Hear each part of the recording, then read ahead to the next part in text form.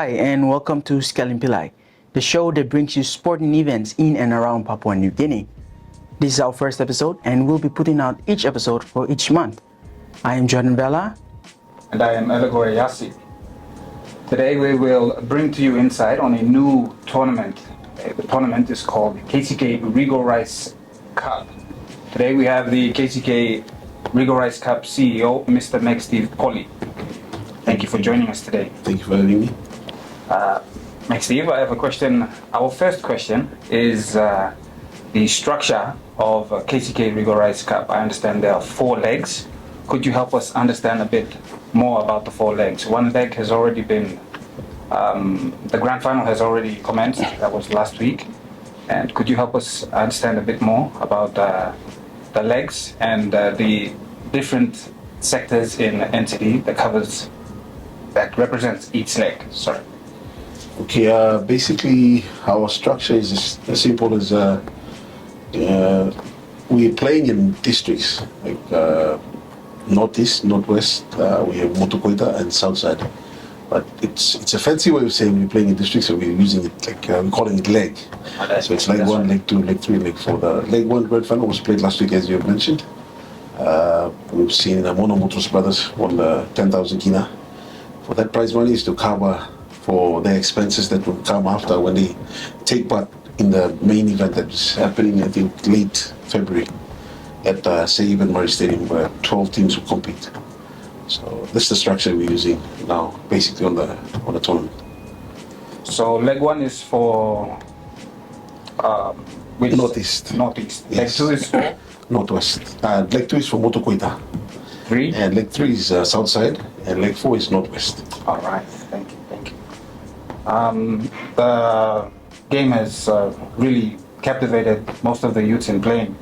Can you elaborate on some of the pathways it helps? I mean, it can ensure for the players, the high-performing players. I know there are some who are really performing well in the competition. So are there any pathways that you have in store for them to look at professional league or semi-professional leagues?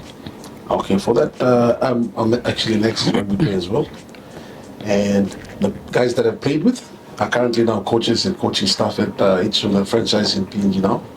So what we're doing is we're in touch. We're sending names. We have a database that we did.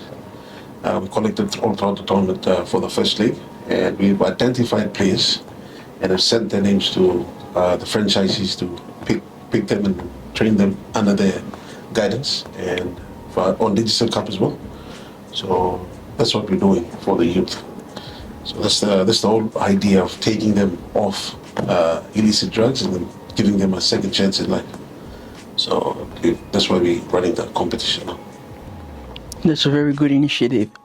How does the tournament contribute to the development of rugby league and to the local communities by fostering support through sponsorship and technology? On that, if you look at the basic competitions that are running in the country, you'll see that in the news, in the media, they will say, okay, we are putting this amount of money into the youth to play like on the competition. But you don't actually get that money after the comp. Sure. So, for example, if they say 200,000, but you'll see teams getting like 10,000 kina, 3,000 kina, or even 1,000 kina too.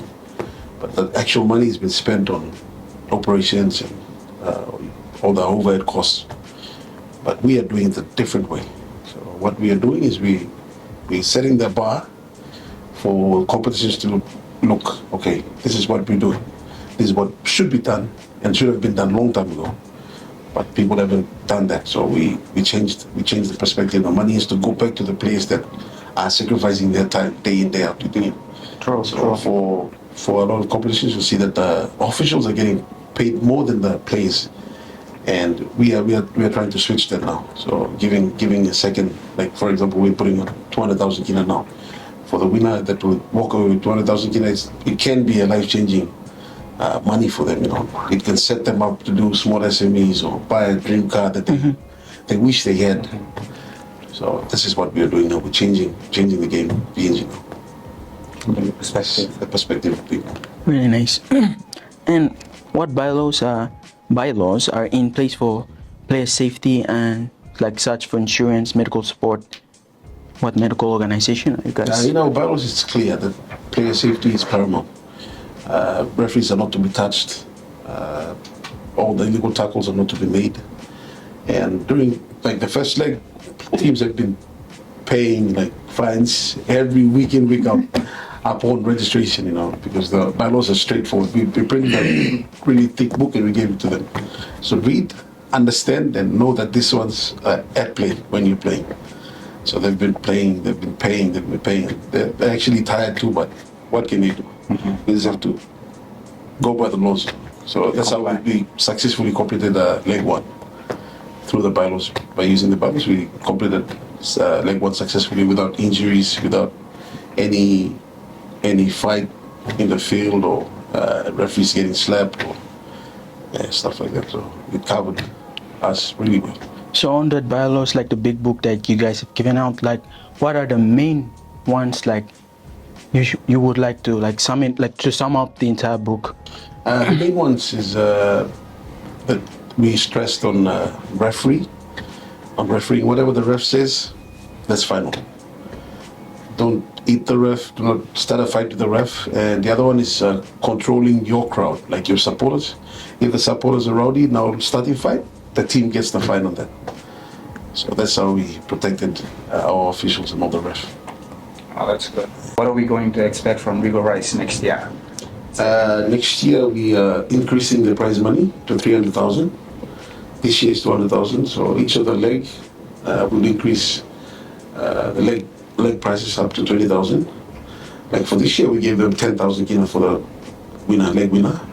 Second runner got 5,000, and the third placing got 3,000 kina. So for all the legs, we'll get 3 teams each, and they will compete for the 200,000 kina that will be happening at the back end of February towards March. That's what we're planning for next year as well. The mini mode for ages 10 and 12, and we have women in league as well. So we'll try and incorporate everything next year going forward. So we're looking for more of an annual competition this Yes, it will be sort of annual competition that's running in line with the NRL and PNGRFL as well. So there's going to be 3 divisions as well? Yes. Okay. Open, under 10 and 12. Under 10 and 12. It's going to be called a mini mode. Okay. Then women in league. Women. Yes. So I'm open for women, it should be open. For men, open. Yeah. Alright.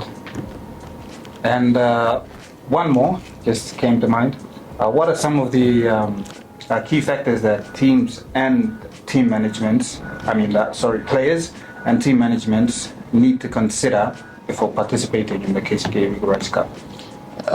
Teams and team managers need to consider the cost involved in playing KCK Regal Rice Cup. The registration fee is 2,000 kina.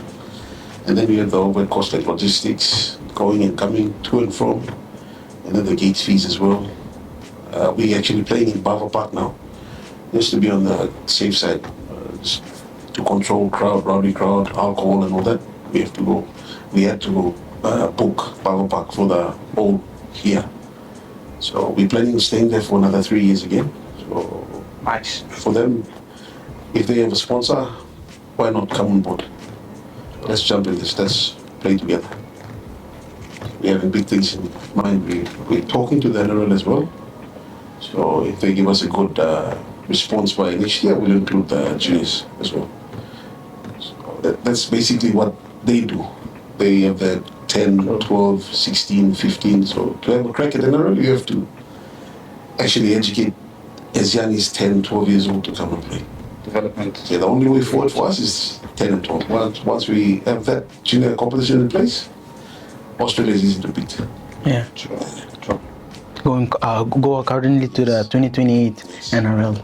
You have to have consistency and talent go hand in hand. So if they play under 12 and if they give up rugby, they get 16, they could go play basketball or any other sport.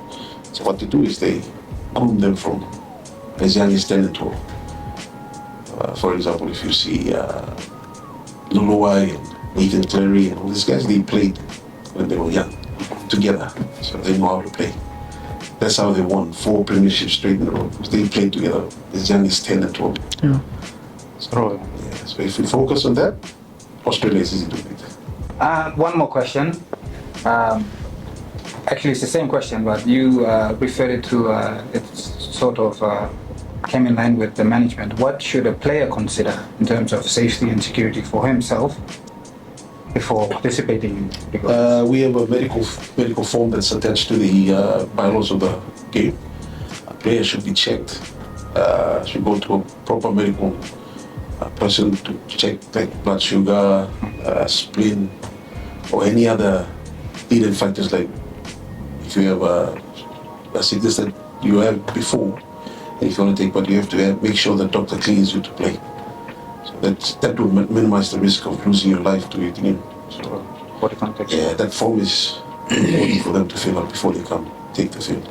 So we sure we are clear that you are clear to play for your safety and for us as well. Right, I think that's about it. That's about it.